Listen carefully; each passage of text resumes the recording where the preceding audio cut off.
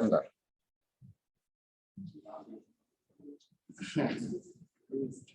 This is Kenya. So unasikiza nisikia wenyewe nyumbani. This is Kenya.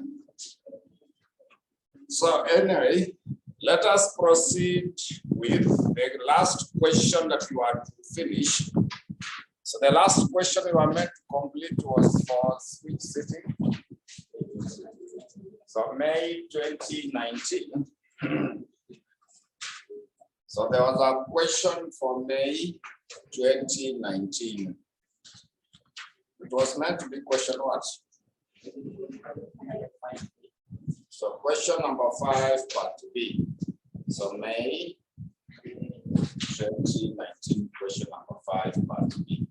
So that question, we had done part of it. So we did, were we able to get the WSEC?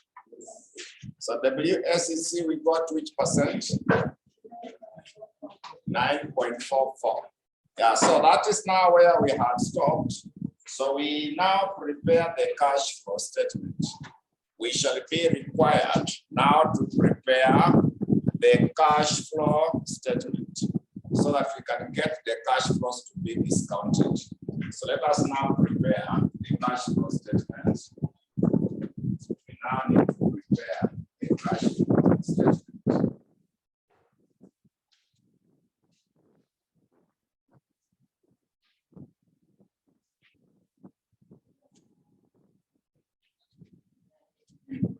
The cash flow statement to see how we should be able to come up with. So the question had 5 years given to you. So there is year 1, year 2, year 3, year 4, and also year 5. So we have also be able to factor in year 5. So we start off with the net sales. We start off with the net sales.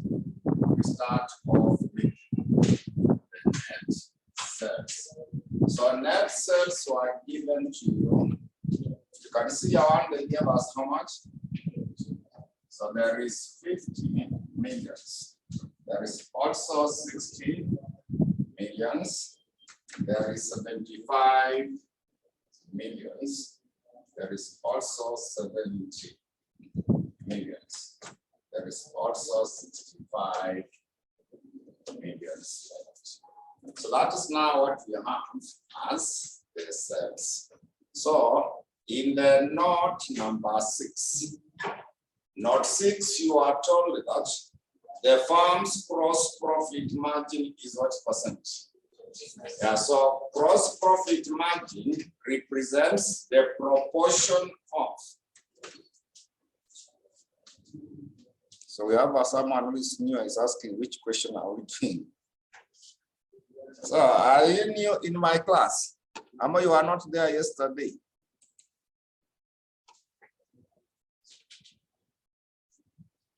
Unless someone is new, because the question we are just completing what we had started yesterday.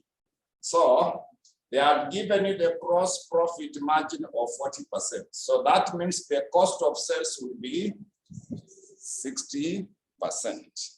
So we less the cost of sales. We less the cost of sales. We minus cost of sales, which is now going to be 60% of the sales.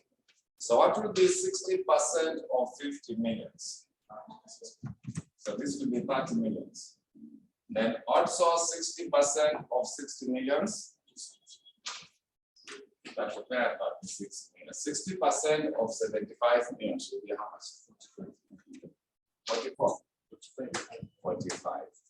Also, 60% of 70 millions will give us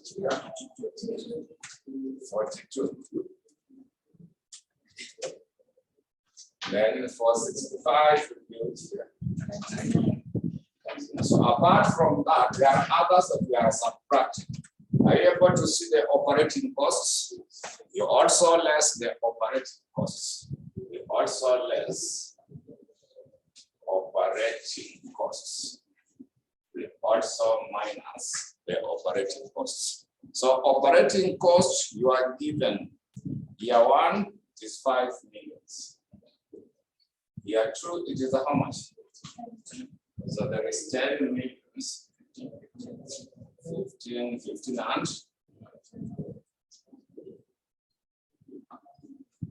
then the other item there is the selling and administration costs. We also less selling and administration costs. So selling and administration costs. The first one is 10 million. Also 10 millions. Year 3, it is which year? There is 8 millions. So your acceptable investment project costs, that one is a capital expenditure. We shall only subtract it after we have taxed. So it will not be included at that point.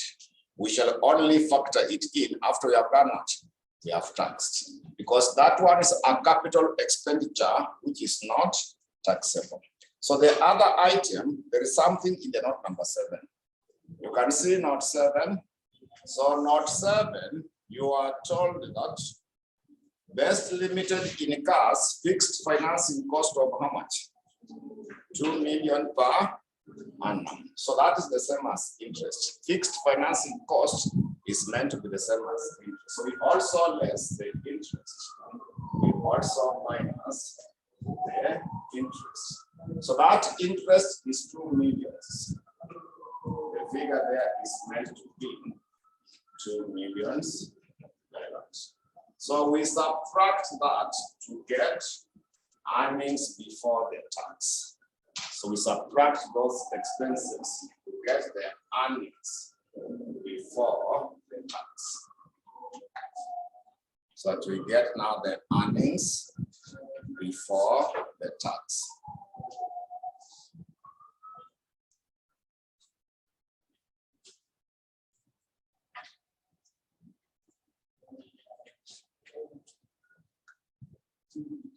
So the one for year 1 should give you which figure?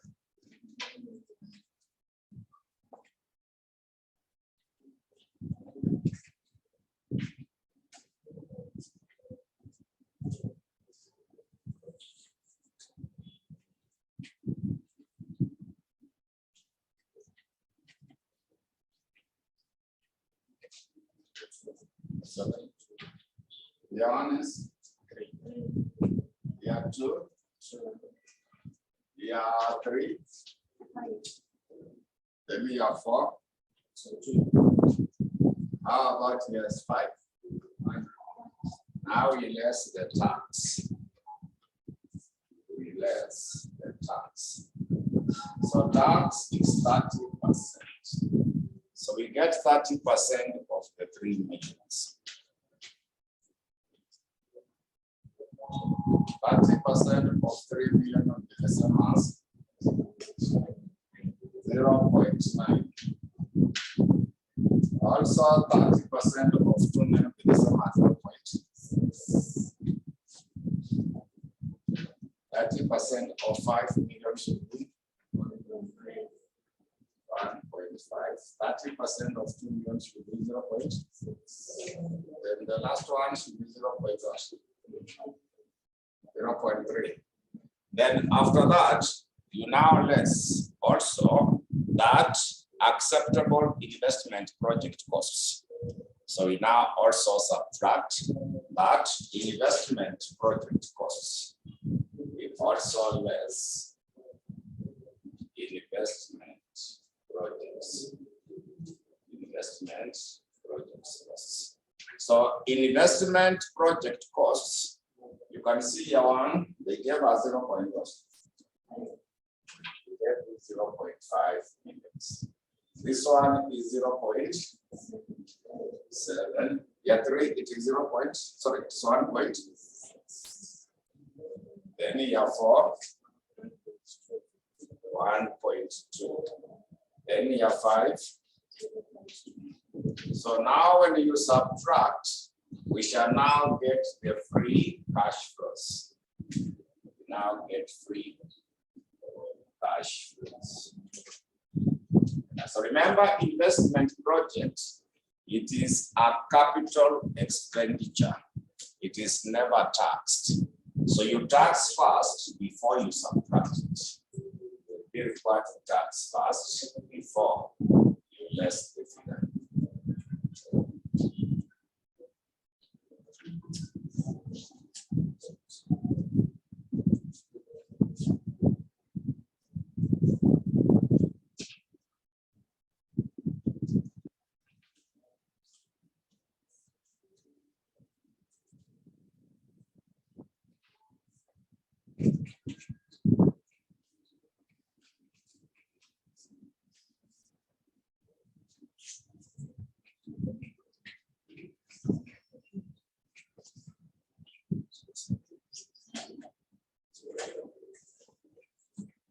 Year 1 should be how much?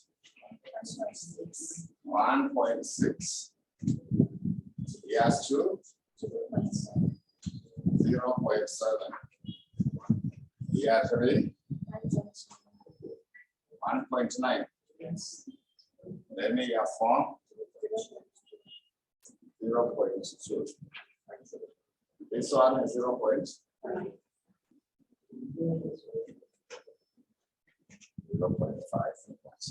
So from year 1 up to year 5, that is during the non-constant.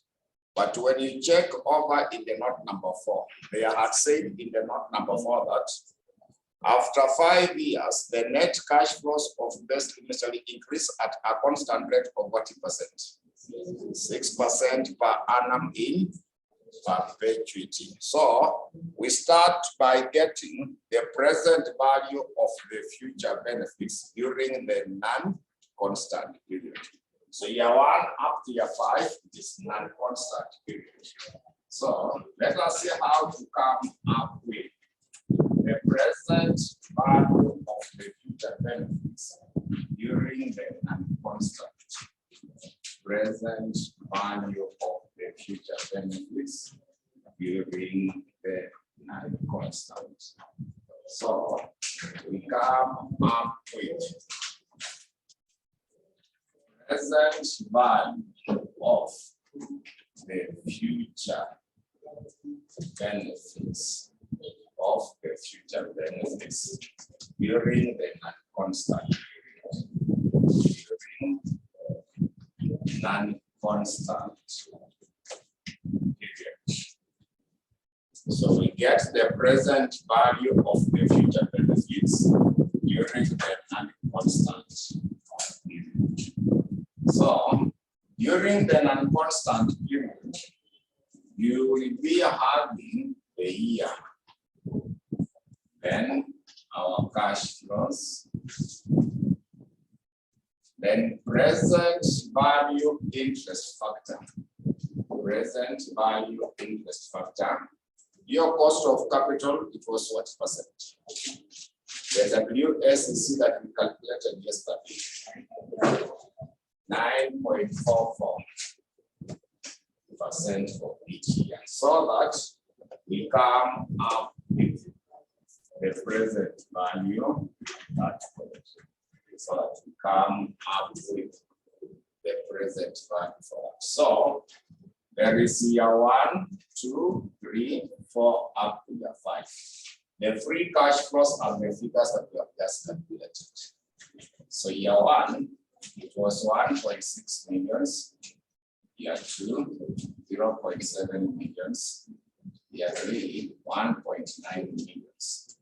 Then 0.2 millions. 0.5 millions.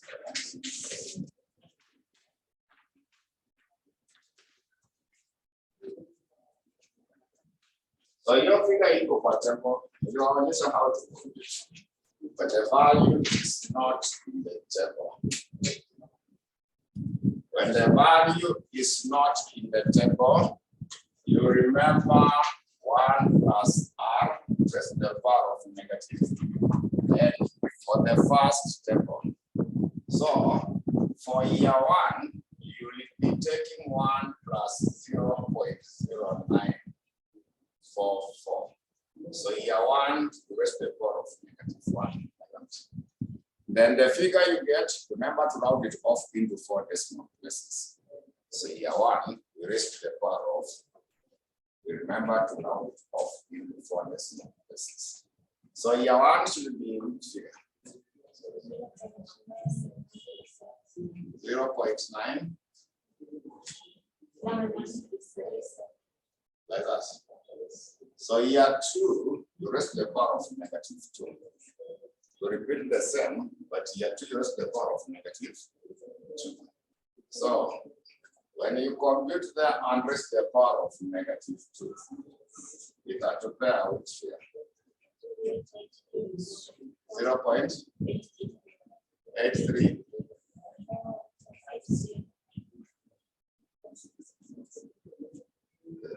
Ground off, it remains the same.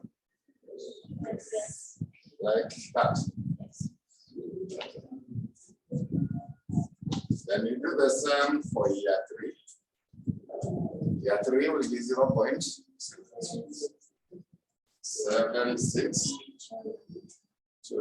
Infinite of 0.69. It is 0.69. Then here, year 5 is 0.63. Yeah. So you multiply these figures by these values so that you get now your present value. Then you will add them together.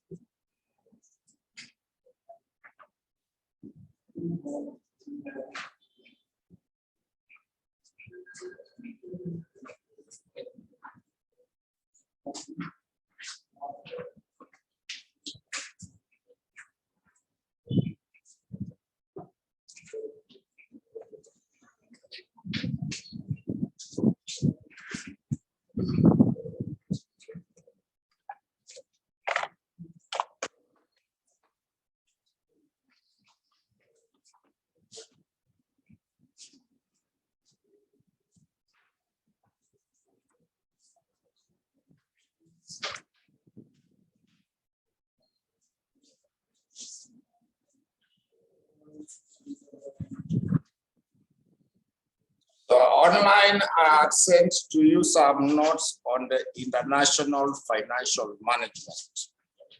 That is the remaining part. Once we finish this, we shall now go to that financial derivatives. So when you add, you are getting a total of which here?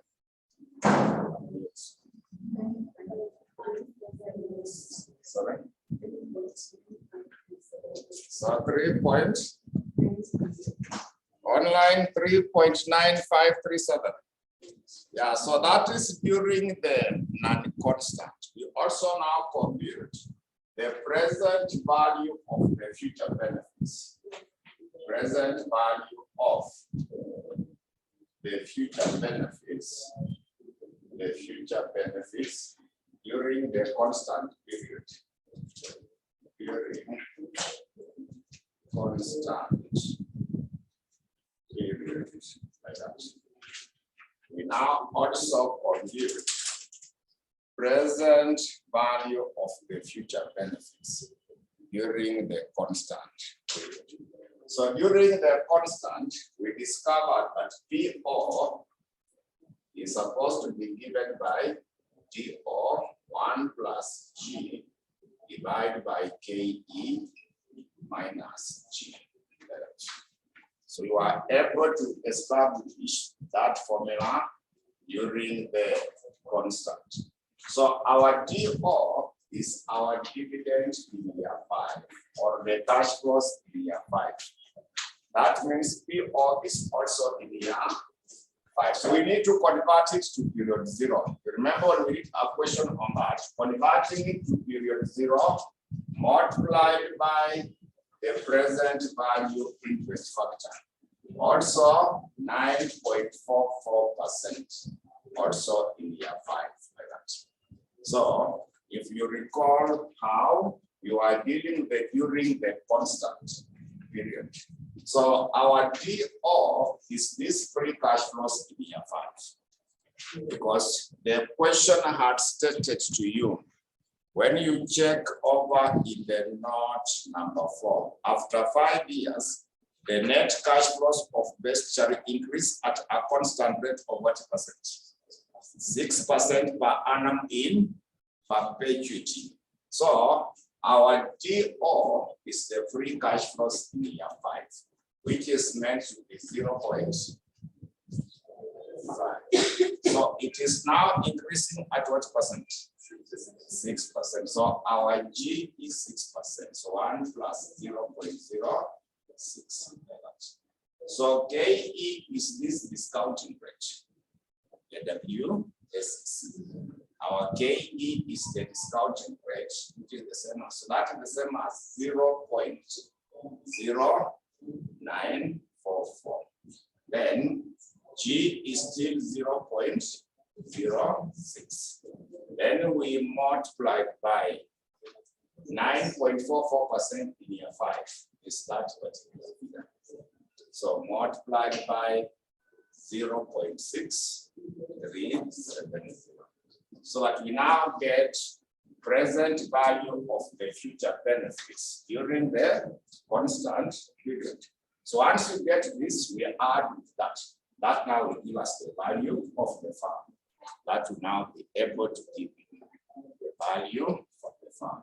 So check and see how much will it be able to give you at that point.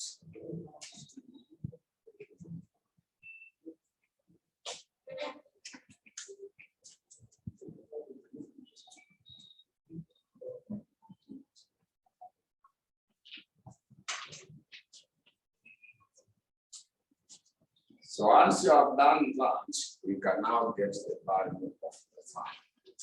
We can now get the value of the farm. You can now get the value of the farm. We should now be able to compute.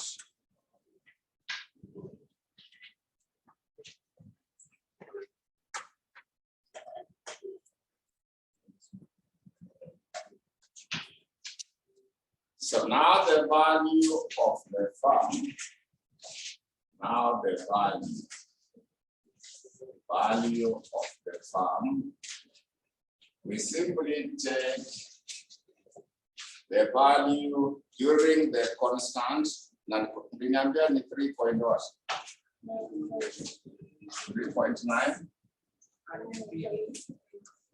538. Sorry.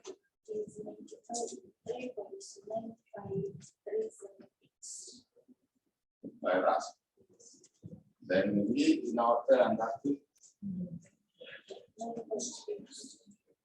9.8142. So add them together now to give you the value of the farm. So to get the value of the farm, we simply add present value of the future benefits during the non-constant, and we also add present value of the future benefits during the constant period. So that now is what should be the value of the farm. That is now what is supposed to be the value of the farm.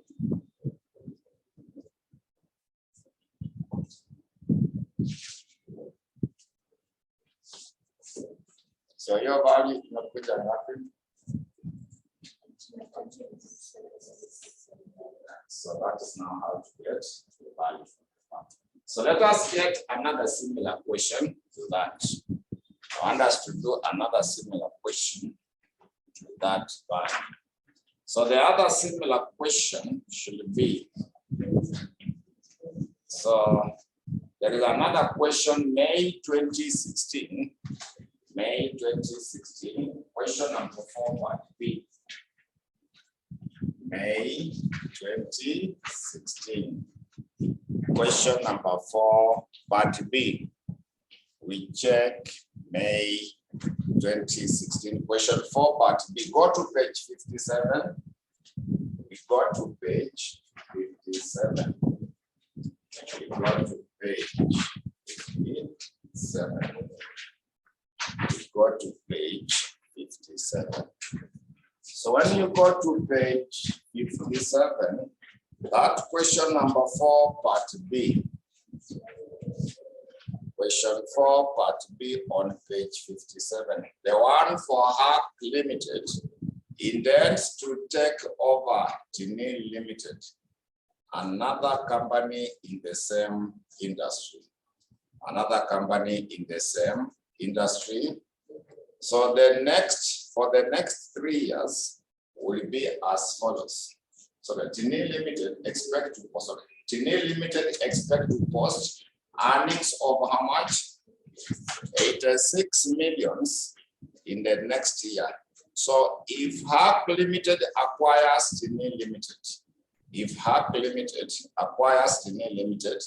the expected results of Tini Limited for the next 3 years will be as follows. So they gave you the year after acquisition, year 1, 2, and 3. So you are given the sales, then cash, cost, or expenses. They have also given you capital allowance, interest, charges, cash to replace the assets, and finance what? The growth. That is also a capital expenditure. The treatment for the capital expenditure, we first of all tax before we subtract it. We first of all tax before we subtract the figure. Then they continued and said that from year 4 onwards, it is expected that annual cash flows from Tini Limited will increase by what percent? 4% each year into perpetuity. Then tax is payable at a rate of what percent? 30%. And this tax is paid in the same year. The profit to which it relates are earned. So the next paragraph, they say that if Hack Limited acquires Tini Limited, it is estimated that the gearing after acquisition will be what percent? So gearing represents the proportion of the debt. Gearing normally represents the proportion of the debt. So if the proportion of the debt is 35%, what will be proportion for equity?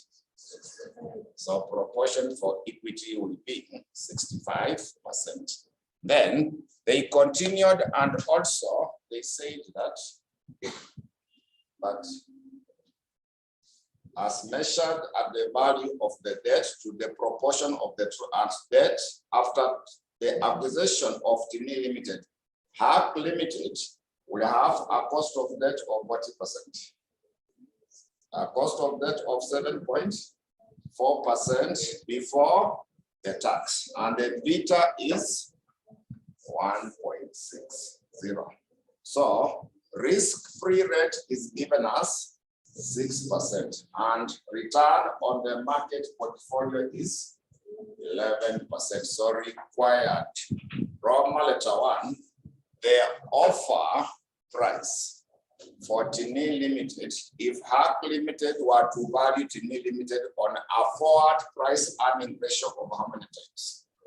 8 times. Then Roma letter 2, weighted average cost of capital for Hack Limited after the acquisition of Tini Limited. Then also the offer price for Tini Limited using the discounted cash flows. So that offer price will be the value of the firm. During the non-constant, also we add during the constant. So we start with Roman letter 1, how to compute the offer price for Tini Limited. So the concept they have specified. They have specified the concept of the price earning ratio. They are giving you the price earning ratio at that point. So to get the price earning ratio, that price earning ratio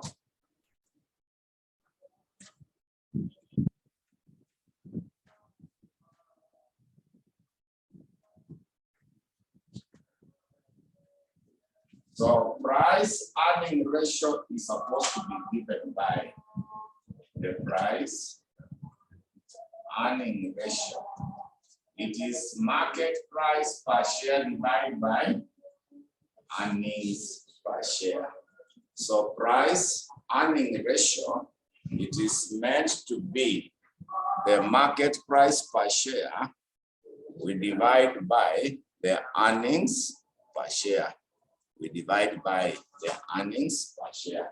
So the offer price will be the same as market price per share. We make it to be the subject, whereby it will be given by the price earning ratio multiplied by earnings per share.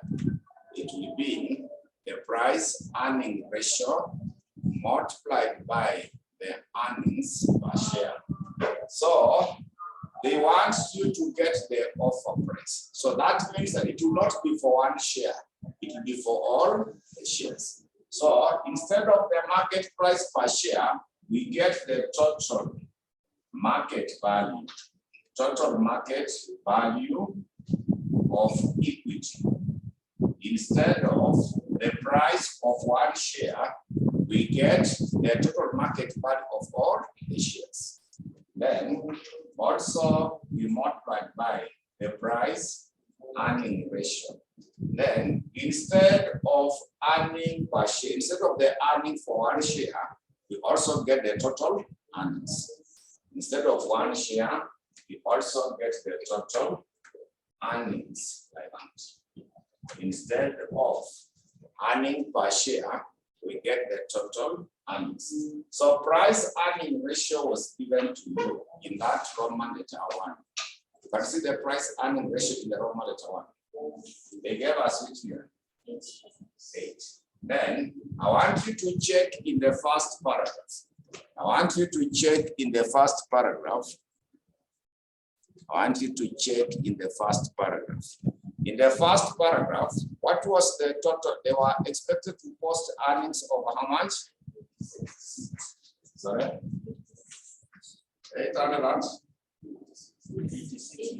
86 million. Yeah, so now you multiply by that to give you the total market value of the ordinary shares. So instead of one share, you want to get the total for all of them.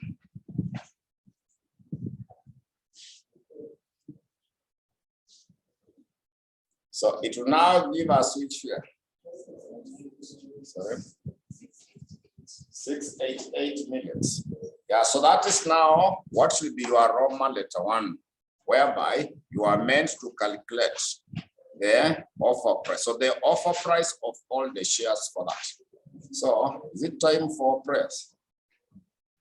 Okay, so we can have a short break, then we proceed from that.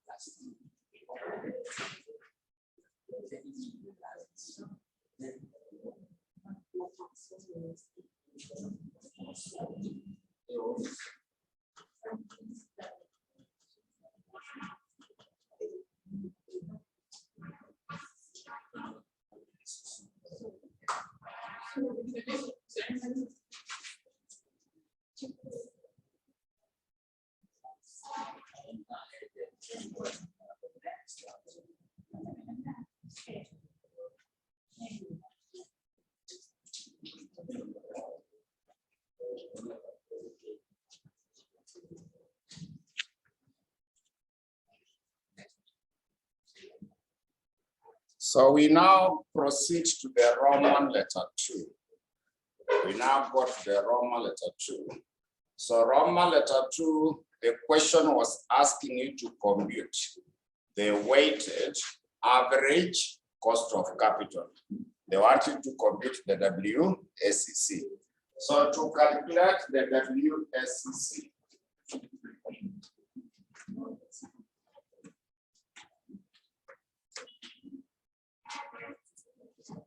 so to compute the WSCC,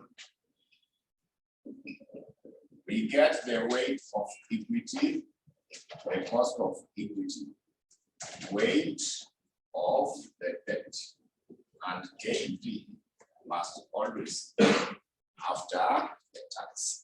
So to get the weighted average cost of capital, we get the weight of equity, we multiply by the cost of equity. We also add weight of the debt, we multiply KD, which must always be after the tax. So we start by calculating KE. So KE will be given by Capem. KE will always be given by Capem. That is the risk-free rate. We add in brackets expected return for the market minus the risk-free rate. We multiplied by the beta factor for equity. We multiplied by the beta factor for equity. So when you go through the last paragraph before required, you are given risk-free rate of what percent? So you are given 6%. We add also the same area. Are you able to see the expected return for the market portfolio? They gave us which figure? 11%. You also minus 6. So the beta factor was given in the previous paragraph. You can see in the previous paragraph. Yeah, the beta is 1.6. The beta factor is 1.6. So now we come up with what's been our cost of equity. So we get 14%. So now after that, we can now get the WSCC. So weight for equity. So remember the weight for the debt was 35%. That means the weight for equity will be 65%. That's the same as 0.65. So multiplied by 14 like that. Then the weight for the debt is 0.35. So KD was given. You see the cost of the debt before the tax. The question gave you 7 points. Yeah, so we have been given 7.4. Also multiplied by 0.7. That is 1 minus 0.3. So that should now be able to give us the WSCC.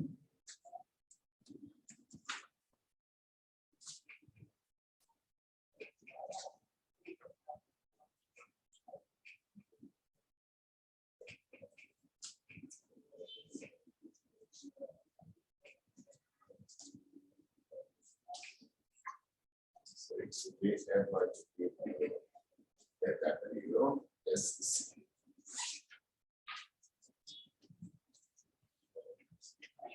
So that WSCC should give us which figure? 10.91. So that one just round off to 11%. 10.91. You just make it 11% to get a figure which is in the table. Because that difference is immaterial. From 10.9 to 11, even if you calculate, the difference will be just be a small margin, and And because of the rounding off, we go back to 11, that order. So now we go to the Roman letter 3. Their offer price for Gini Limited using the discounted cash flow based valuation. So that means that we need to prepare the cash flow statement so that we get present value during the non-constant. We also add present value during the constant. So let us prepare the cash flow statement. Let us now prepare the cash flow statement. Let us now prepare the cash flow statement from that question. So to prepare the cash flow statement,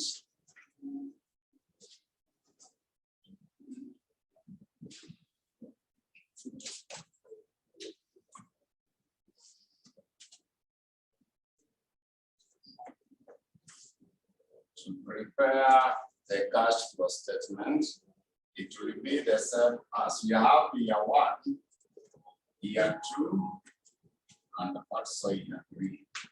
Year 1, year 2, and also year 3.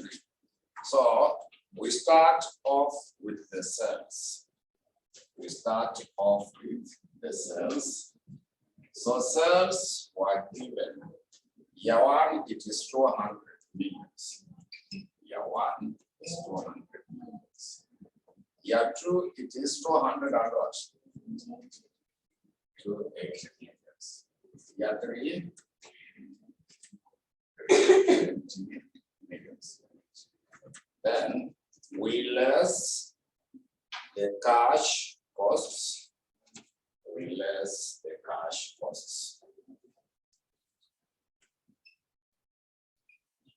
So cash cost was given. Year 1, it is which year? 120 million. Year 2, it is 160 million. Year 3, 180 million. We also less the capital allowance. We now also less the capital allowance. We less the capital allowance. So capital allowance, you can see year 1 was given which figure? Year 1 is 20 millions. Year 2 is 30. Year 3 is how much? It is 40 millions. The next item will be the interest. The next item will be the interest. We also subtract the interest. So year 1, it is how much? It is 10. It is the same all together. Yeah. So the other one, remember I said it is what? Capital expenditure. You can see the cash to replace the asset. That one is a capital expenditure which is not tax. We shall only subtract it after we have tax. So now we get the earnings before the tax. So from there, we get earnings before the tax. We get now the earnings before the tax. So how much will be that earnings before the tax for year 1?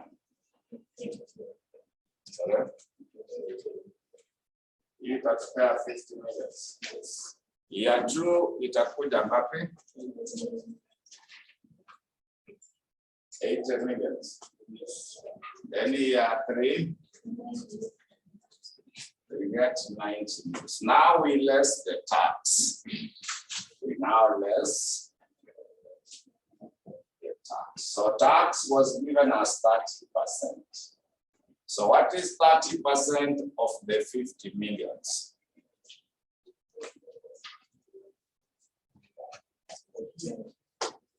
Inakuja 15 millions. 30% of 80 millions will be which here? Sorry? Then also 30% of the 90. Then now after that, we unless the cash to replace the asset. We less cash for the assets.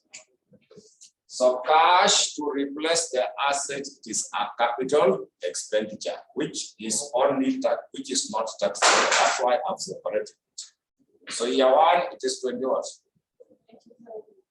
25 million. Then year two, 30. Year three is how much? Then, before we conclude, capital allowance is not a payment. It is only a provision to reduce the taxable income like depreciation. So after you have taxed, you add it back. So before we get the free cash flows, after you subtract these two, add back the capital allowance. Add back the capital allowance. Capital allowance is not an actual outflow of cash. It is simply a provision to reduce the taxable income like depreciation. So you add back, this one is how much? 20 million. This other one is 30. This other one is it 10 or 40? So this other one is 40 million. So now after that is when you will get the free cash flows. Now we get the free cash flows like that. Free cash flows. So capital allowance is not an outflow. It is just a provision to reduce the taxable income. It is simply a provision to reduce the taxable income. So year one, we are getting which figure? Year one is starting against. Year two. Sorry. Then finally, year three. So that's now what we have for that level. Then, once we have done that, we can now get the present value of the future benefits during the non-constant. We also get during the constant. Then we add them together at that point. Then we add them together.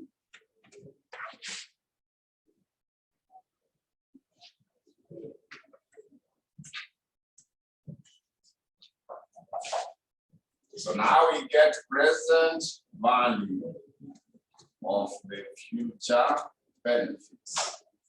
Present value of the future benefits during the constant period.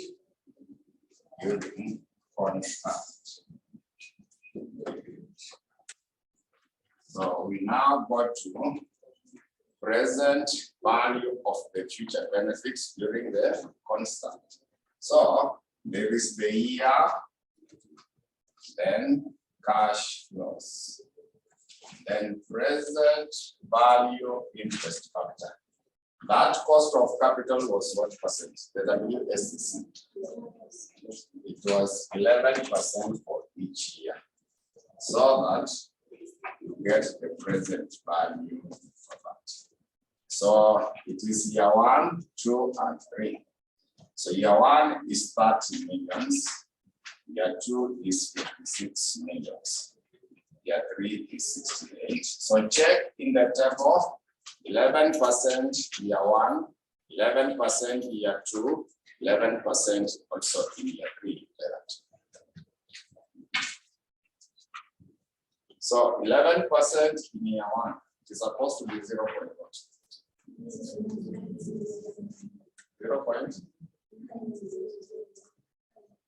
0.9009. How about year 2?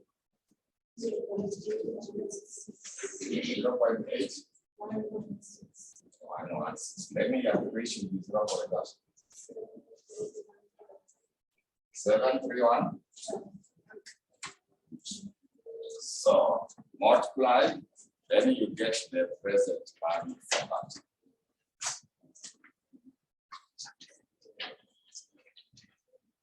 So you add them both.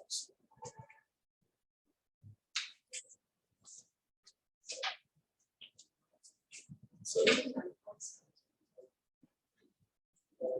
yeah, That is during the non-constant.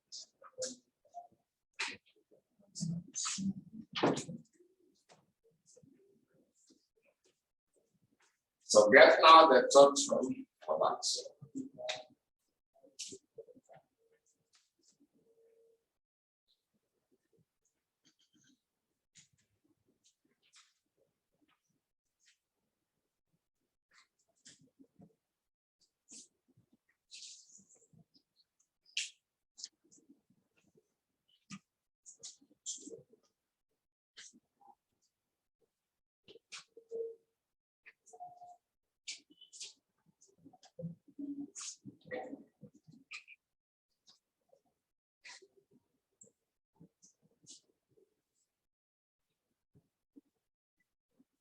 So that's now during the non-constant.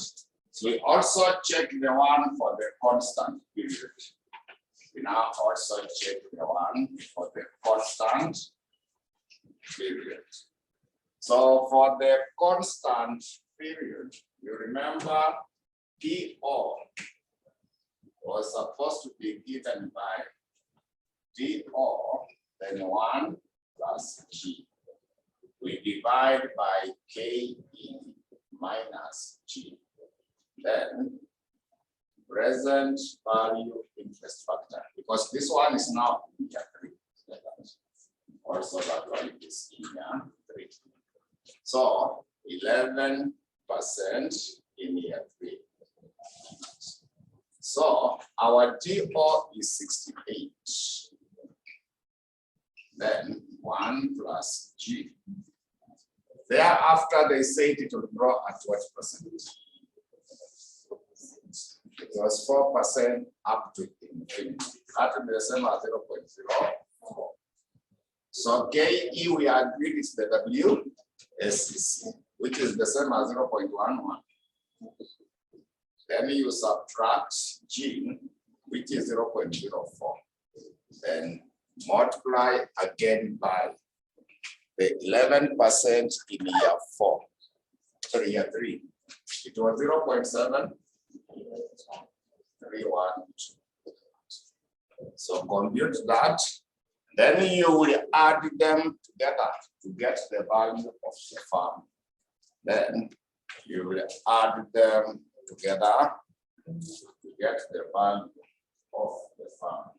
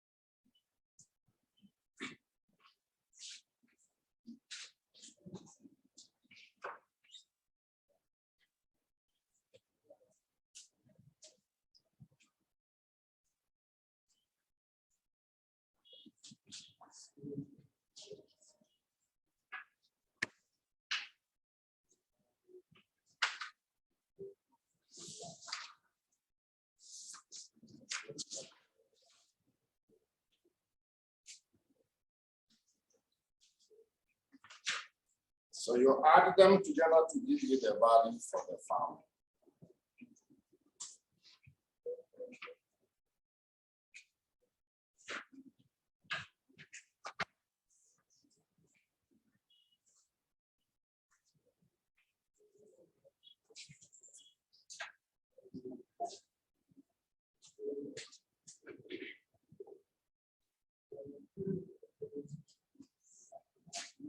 What should be the value for the farm?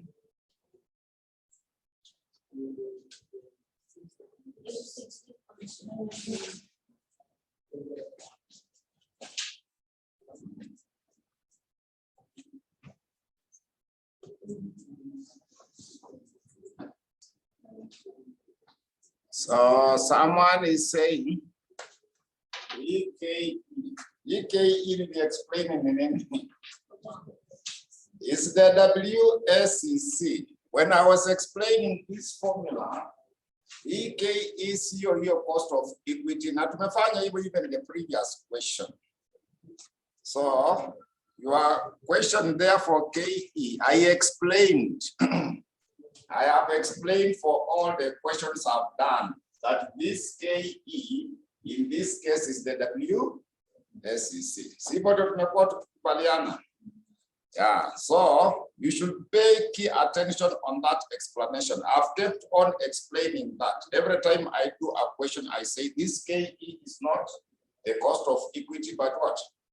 The WSEC.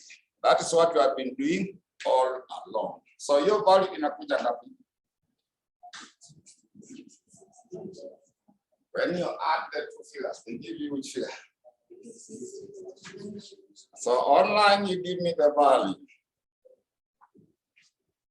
I've seen 860 points, around 9191. Yeah, so that should be the value of the farm. So that is now on that portion of the valuation of the farm. That's now on that area for the valuation of the farm. So we shall be doing that. So from there, we are supposed to look at the impact of the restructuring and the reorganization. So we have done that first part, but we need to know the impact of restructuring and what? Reorganization. So there are some two questions I'm supposed to do on that. But given the time, I will not be able to finish those questions. So instead of doing it now, I will do a revision question from another topic. Yeah, because I will not be able to finish those two questions on the impact of restructuring and reorganization. So I want us to check another question, not on this topic, for purpose of revision. So I want you to check May 2018. May 2018, there is a question number 2, starting from part B. May 2018, there is a question number 2, starting from part B. So that question I'm doing because it is on portfolio theory and CAPM. That question combines portfolio theory and what? CAPM. So check May 2018. It is in the city. It is on page 38. It is on page 38. It is on page 38. So on that page 38, they have said part B of the question, but I'm doing that question because the time remaining will not allow me to finish that part of restructuring and reorganization. So also it is good to revise something brief on the CAPM and the portfolio theory. So that question says that a portfolio manager creates the following portfolios. A portfolio manager creates the following portfolios. They have given you security 1 and 2, expected annual return, and also the standard what? Deviation. So required, Roman letter 1, the proportion invested in security 1. If the portfolio of the 2 securities is expected to have a return of what percent? 15%. So now they are asking me to get the proportions. if the expected return of the portfolio is 15%. So to get the expected return of the portfolio, to calculate the expected return of the portfolio. So expected return of the portfolio, it is the weighted average. So to get the expected return of the portfolio, you simply get the weight of security 1 multiplied by expected return of security 1. We also add the weight of security 2 multiplied by expected return of security 2. Like that. So to compute expected return of the portfolio, it is a combination of the two securities, security 1 and security 2. So we get the weight of security 1 multiplied by expected return for security 1. Also the weight of security 2 multiplied by the expected return for security 2. So the question has given you that expected return. You can see they gave you 15%. So the question is asking you, what is this weight of security 1? The weight of security 2 for them to get 15, because expected return for 1 is given. You can see the 16. Then for number 2 is 12. So what should be those proportions? So there are two unknowns. There are two unknowns. So this weight, I will be able to represent it by X. I change it to X. Then the weight of 2, it will be 1 minus X, because the 2 must add up to 1, isn't it?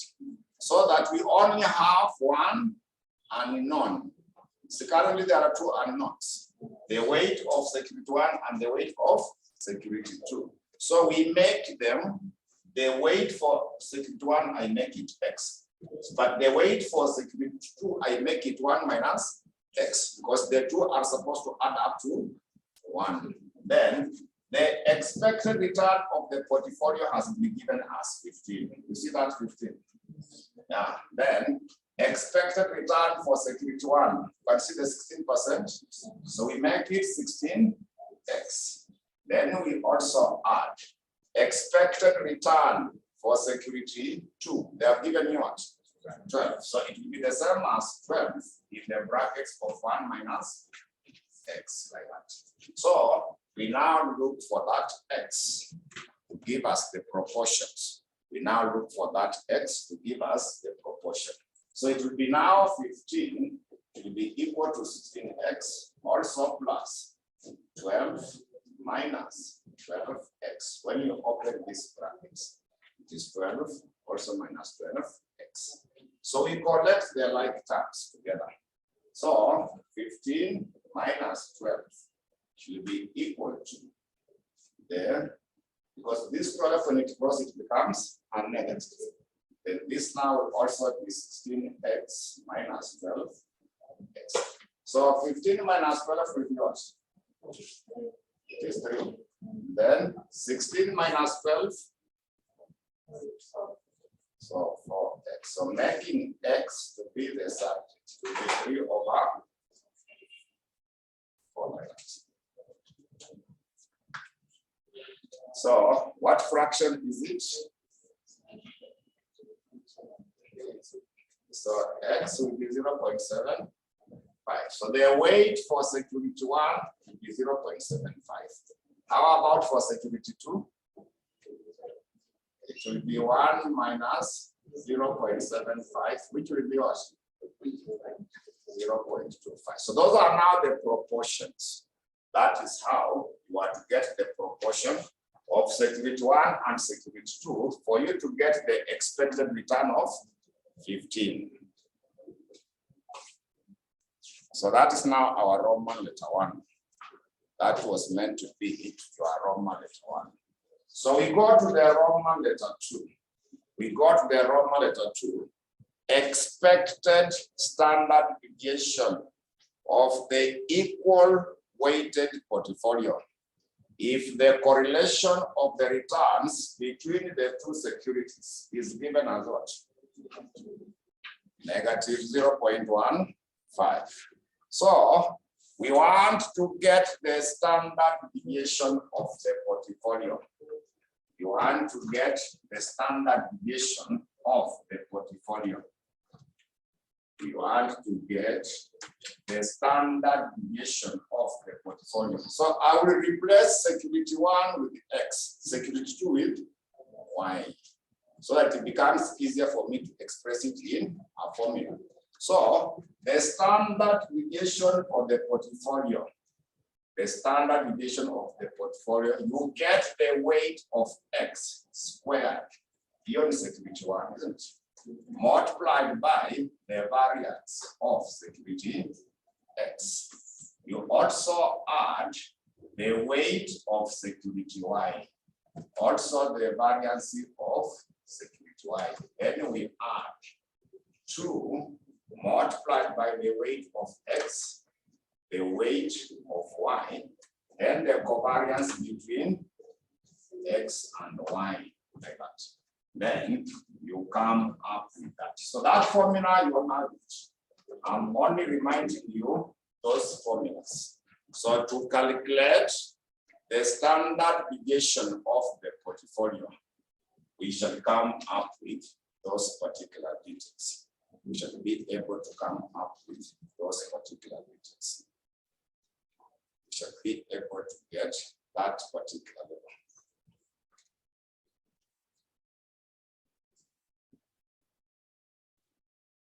So at that point, you need to compute the covariance between X and Y.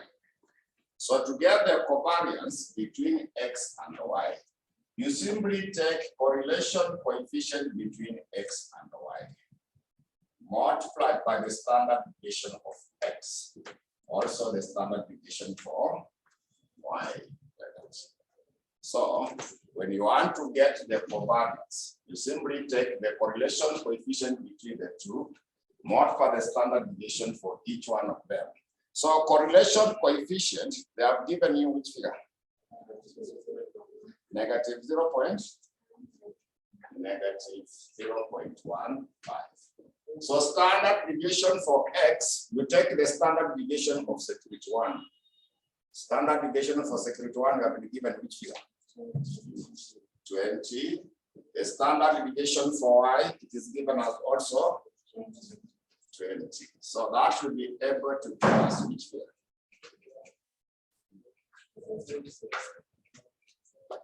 Negative.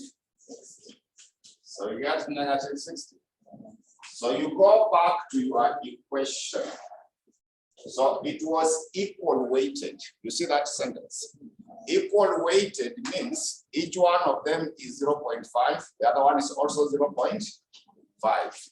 So the weight for security X will be 0.5 squared by that. Because they are equal weighted. The proportion is given. Proportion has been, they have said that expected standard deviation of equal weighted portfolio. Equal weighted means 0.5 and also 0.5. So the weight for X is 0.5. So standard deviation of X is the standard deviation of security 1, which is 20 squared. We also have the same element, 0.5, also 20 squared.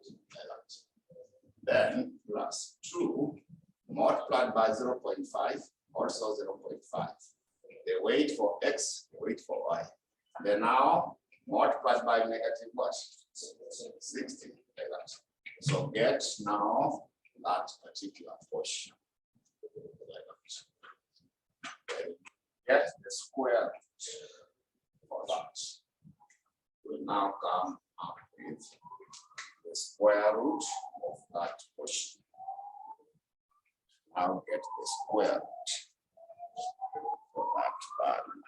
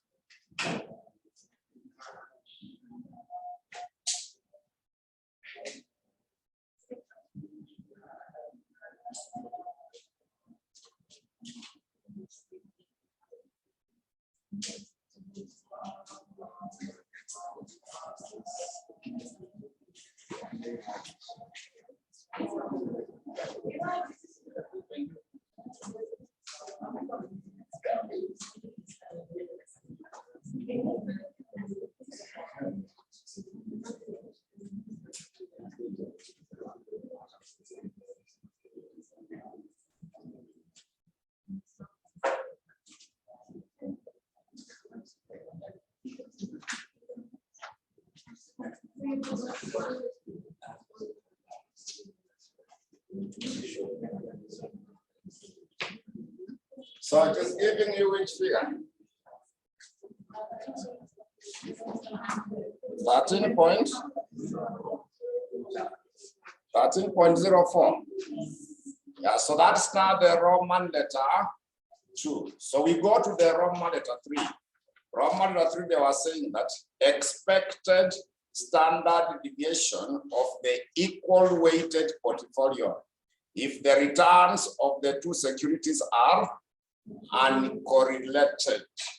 So if they are uncorrelated, it means the correlation coefficient is 0. When they are uncorrelated, it means correlation coefficient is 0. So it is only affecting this part to get the covariance between X and Y. Remember correlation coefficient between X and Y, the standard deviation of X and also the standard deviation for Y. So if it is uncorrelated, if you get 0, the correlation coefficient, then your standard deviation, you remember 20, also not by 20, but finally you will be what? 0. Sasa hii figure tumetumia -60, hiyo unabadilisha to 0. That's the only change. Then you get a new value. So if they are uncorrelated, it means the correlation coefficient will be 0. So you start from here and get that figure. Then these other details are not changing. It is only this correlation where you make it 0. So which means also this part will go away because it will be a 0. So you only deal with these two. Then come up with the value for that.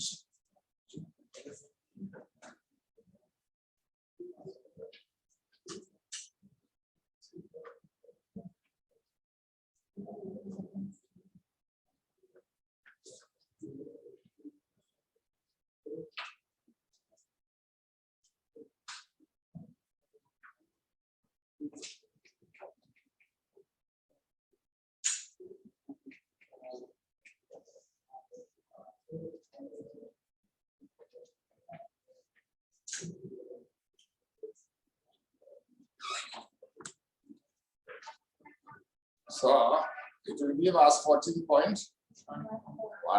So let us now go to part C of the question. We now also check what is there for part C. When it comes to part C, they were asking that Kent investment fund in which you plan to invest has a total capital of 500 millions invested in the shares of the 5 companies as follows. So they have given you the company alpha, beta, like that. There are 5 of them. then they gave you the beta coefficient. So that total amount, when you add them together, they will add up to 500 millions. So additional information is given where they say that the beta coefficient can be determined as the weighted average of the funds invested. Number two, current risk-free rate is given as 8%. Then not number three, the market return of the following estimated probability distribution for the next period.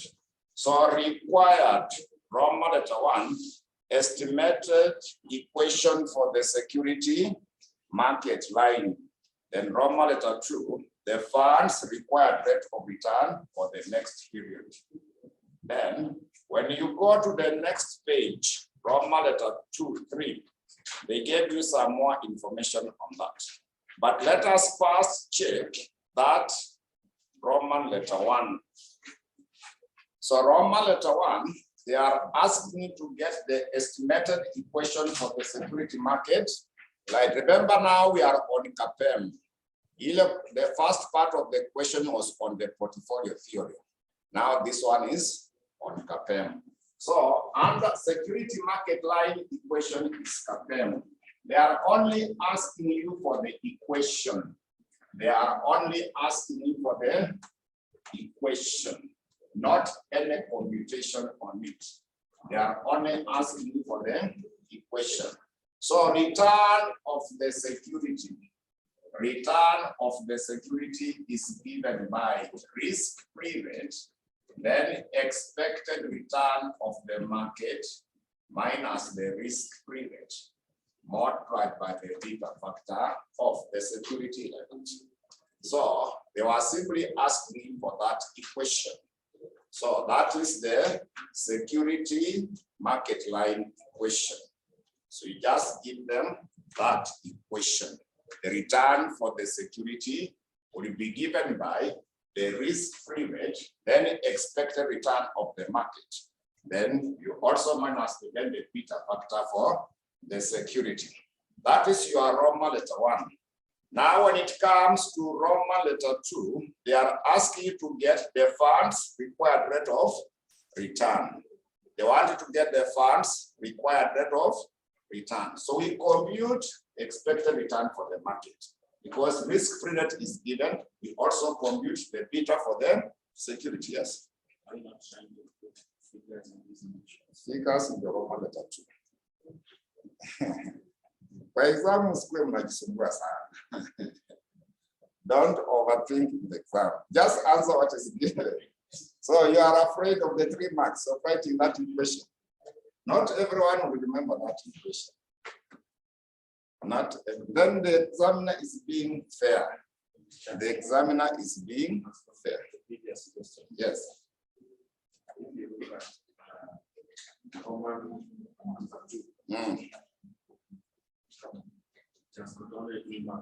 You don't have to write the formula. Now your formula is not fair. Here it is a waste of time in the exam if you have the concept. So compute once. Yes. You don't have to write that formula. It is just a waste of time. If you can remember, you just put the figures in the formula you do it. You compute. Yeah. So don't overthink. So someone is asking 3 marks for an equation. It is even less than what we expect. CAPM is key. You look at the value.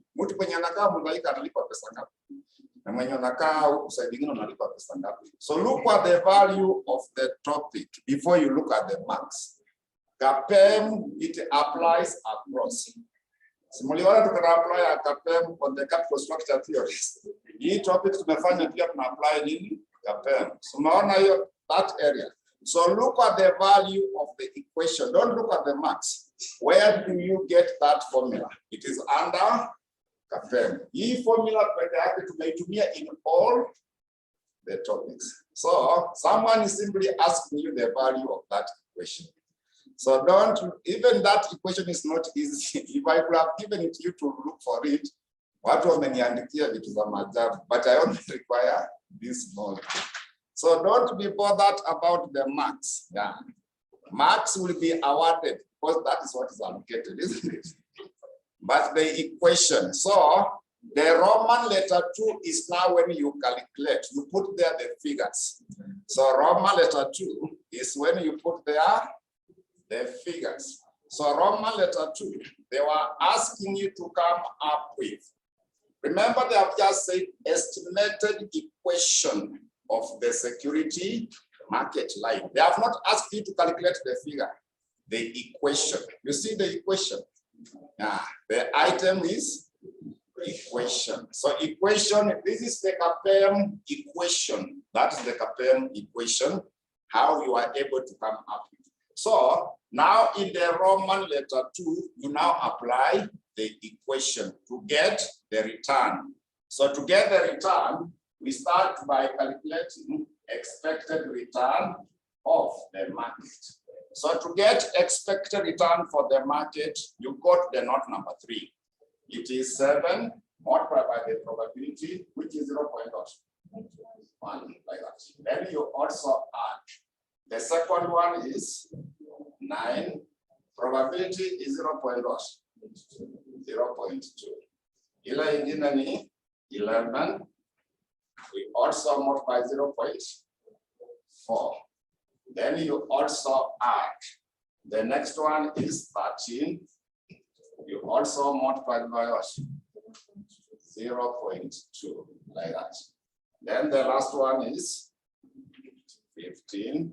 Also multiply 0.1. So that will give you expected return of the market.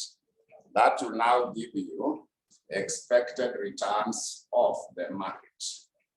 That will now give you expected returns of the market.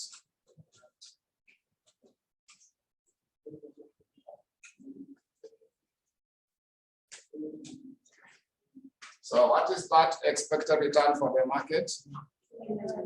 Sorry? We get 11. Then we also need to get the beta factor. We now also need to get the beta factor. So beta factor of that security or the fund is the weighted average. You can see the note number 1. So it is the weighted average of the fund. So to get now the beta, the proportion for alpha limited, you can see before additional information, it is 140 millions divided by the total. You remember the total was how much? It was 500 million. Then multiplied by the beta factor of alpha, which is 0.8. Like that. Then you also add. The next one will be 80 millions divided by 500 millions. You also multiply the beta, which is 1.5, like that. The next one is meant to be 120. You also divide by 500 millions.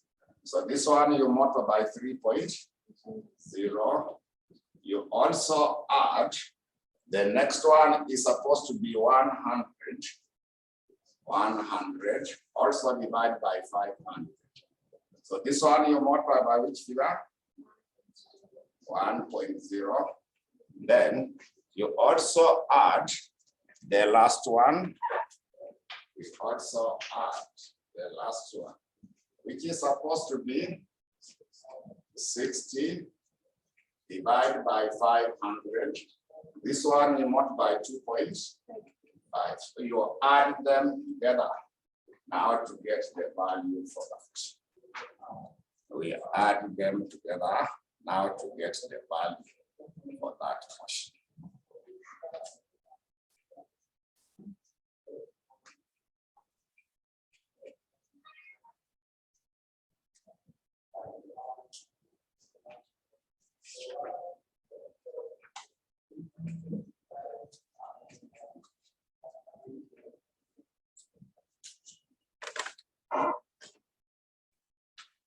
So that's fair, which figure? Sorry? 1 point. Yeah, so now you go back to your formula. So to get now the return of the fund or the security. So risk-free rate was given. Are you able to see in the note number 2?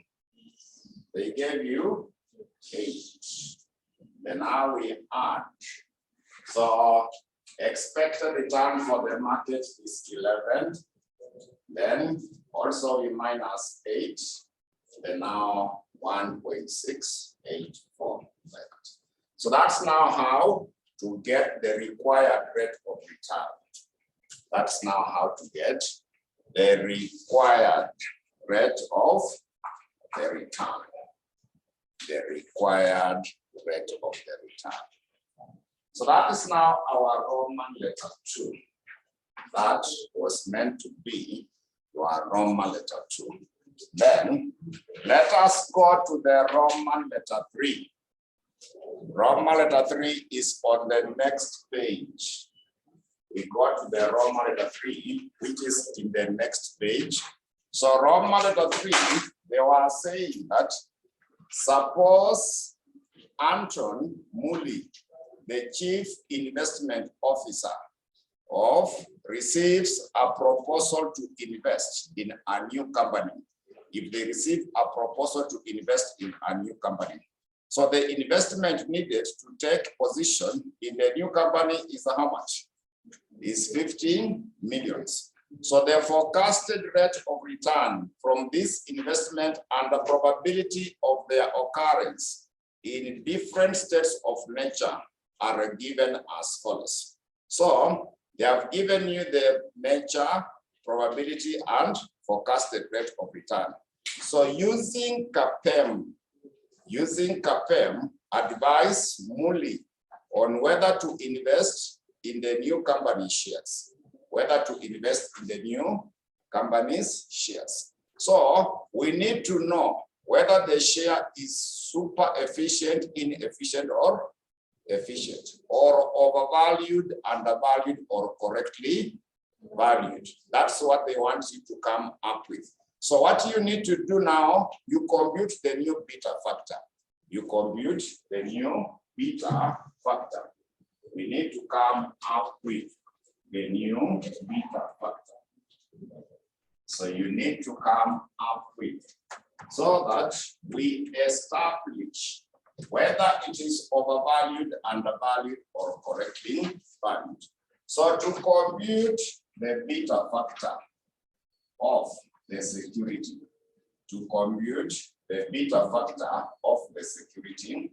it will simply be given by the covariance. We shall be able to get the covariance between security X and Y like that. Then we divide by what?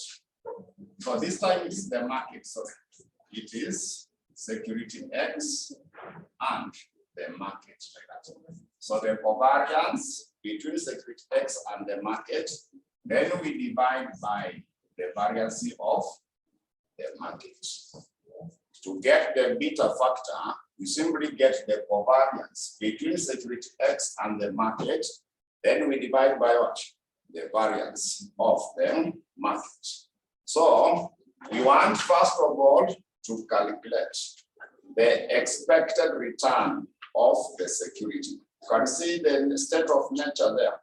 So to get the expected return of the security, you simply take each return multiplied by the probability. Like now the first one, it is 10 multiplied by 0.1 like that.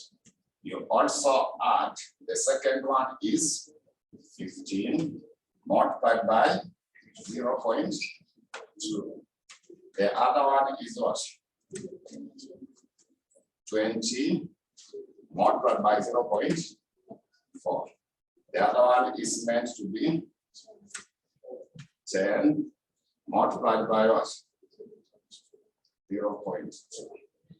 Then the other one is supposed to be 15 multiplied by what? 0.1. The other one is supposed to be, sorry, so get the total for that. We now come up with the total for that area. We come up with the total. So your total in a good and happy 15.5. Yeah, so to get the covariance between X and the market, you simply get the summation from the first observation to the last. There are 5 of them. There are 5 of them.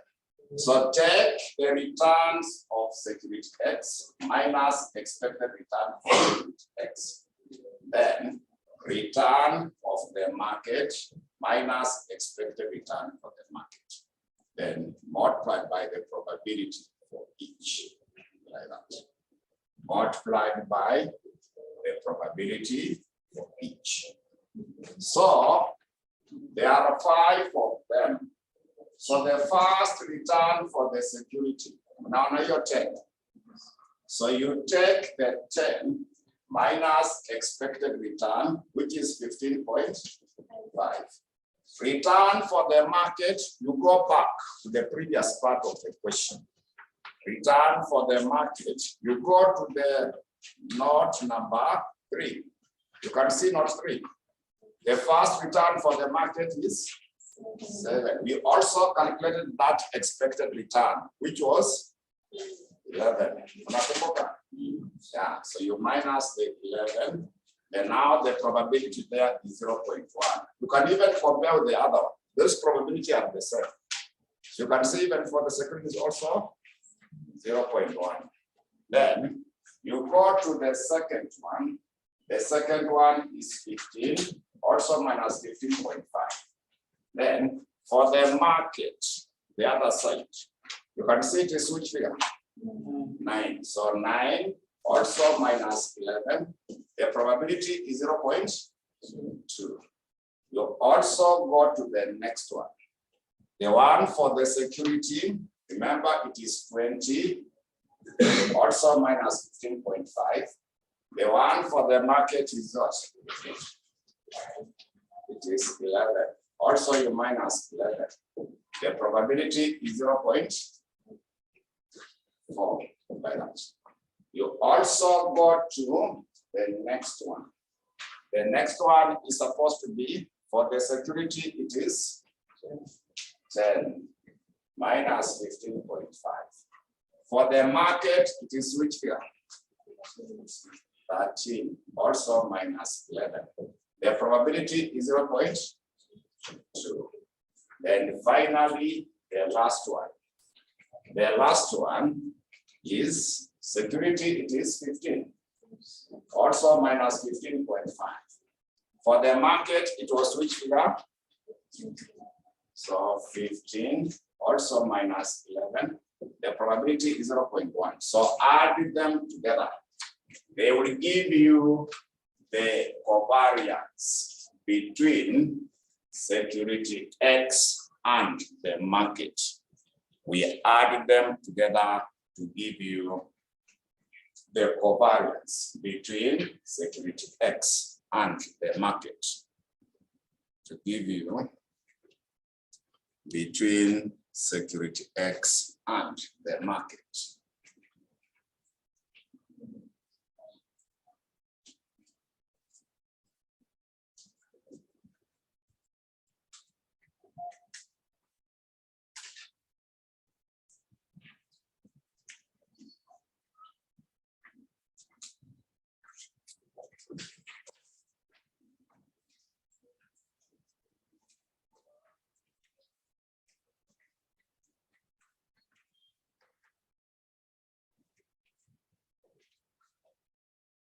In our pair, which fear?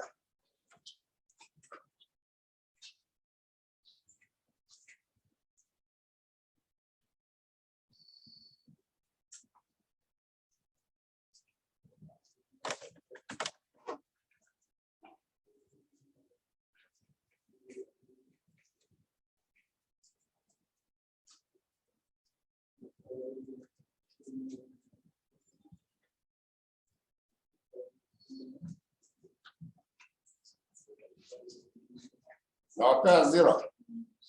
Yeah. Sasa mtu aseme tena ati kwa nini unapata 0. This is the exam itself. Even if you get a 0, don't start questioning why are you getting a 0. Because I know people start asking why a 0. So the next one, you get the variance of the market. You also need to get the variance for the market. So to get the variance of the market, you simply get the summation from the first to the last. There are 5 of them. So return for the market minus expected return for the market. You square multiplied by the probabilities like that. So when you want to get the variance, if it is the standard deviation, we normally get the square root. But this is the variance. We just have it. So this information is for the market. These are returns for the market. You minus the expected return for the market. So you just square these figures like that. Then get the total. So this one are the returns for the market. This one is the expected return for the market. So you get the difference, you square, multiply by the probability, and get the total from there.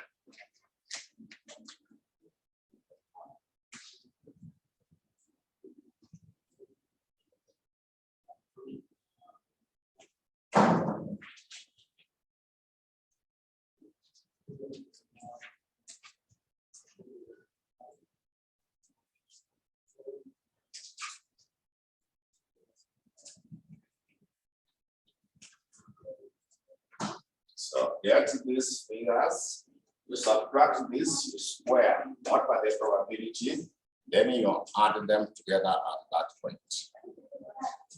Then you add them together.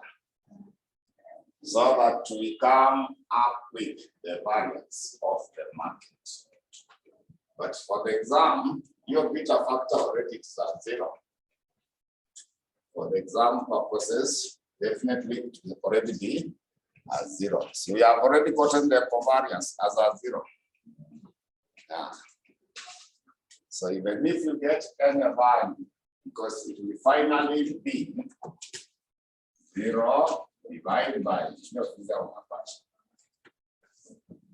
what figure are we getting down there? 7. So it is 4.8. But finally, the beta factor will be 0. Finally, the beta factor will be 0. So we now apply Covariance. You want to know whether to invest in the security or not. So return of the security. Return of the security will be the risk-free rate plus expected return of the market minus the risk-free rate. Now the beta factor for the security. So you remember our risk-free rate? It was which figure? It was 8. Then expected return for the markets, you still remember that figure? It was 11 minus again 8. But the beta is 0. Your beta factor is 0. So we end up getting which figure? 8. We end up getting 8. Then already we had calculated expected return of the security X. Unakumbuka your expected return. Already we had calculated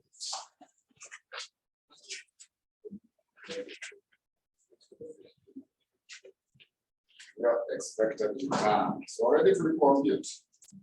Wakati mnachukua your Roman letter 3, the probability multiplied by the return, you added them together. Ilikuwa inakuja ngapi? 15.5. You already have this figure. 15.5.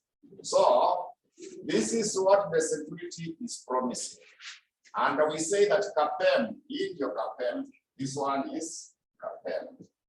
CAPEM is the security market line. So CAPEM imekupea 8, but the security will give you what? 15. Remember we talked about super efficient, efficient, or inefficient. compare expected return of the security against the return of the security. So the return of the security is 15.5, but the return as per the CAPM, it is 8. So this security is super efficient. Security market line is the benchmark. Hiyo ndio security market line. But the security has given you what? So it is super efficient. The security is super efficient because it gives you higher returns than the benchmark. So this one is the benchmark, but this is what the security is. So it is super efficient, or it is undervalued by the market. So the security is super efficient or it is undervalued. Therefore, he should invest in the new share. Therefore, he should invest in the new share. So that was now the advice you are meant to give that investor. So the security is super efficient or it is undervalued by the market. So security market line is the market. It gives you the benchmark compared to what. So that security is super efficient or it is undervalued by the market, and therefore invest in the security. So that was now the advice for that. So that's now the end of the question. So when we meet in our next class, we shall do that part of the impact of the restructuring. So we shall be meeting on Sunday. Meet on Sunday to tumalizane na hiyo topic. So that next week, kuna hiyo paper nimewapea, the financial derivatives. So online, there's some summary of the notes I gave you on the financial derivatives. That's the only topic which is remaining. So we shall be discussing it next week. Then it will end at that point. Sunday, tunapatana hiyo mapema ya saa moja. Yeah. This time around, exam ni hiyo wiki ingine, sindio? Get used to waking up very early so that you prepare for the exam. So we shall meet from 7 and see what we can get out of that. So make sure that you try your level best. If you cannot avoid, try to attend. Try to attend. It will add value to you. Those last topic, examiner will always go there because they assume we have not finished the syllabus. They assume we have not finished this. So they will test some questions on those last. This topic of the mergers, restructuring, and finally the derivatives. They must be able to test you an average of at least 30% because they assume majority of people have not covered the syllabus. They should come. So we can stop there.